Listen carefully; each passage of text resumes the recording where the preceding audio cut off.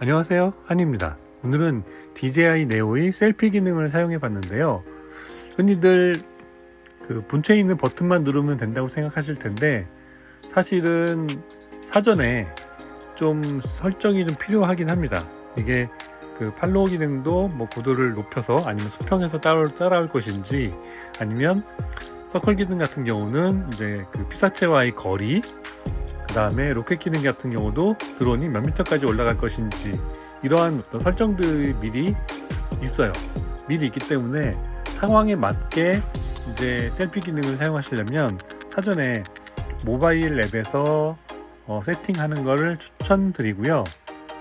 저는 이번에 조종기도 필요 없는 그냥 버튼만 눌러서, 사전 설정된 기능을 버튼만 눌러서 이제 팔로우 기능을 초반에는 사용했고, 후반부에는 모바일 앱을 사용해서 서클, 그 다음에 로켓 기능을 사용했는데요.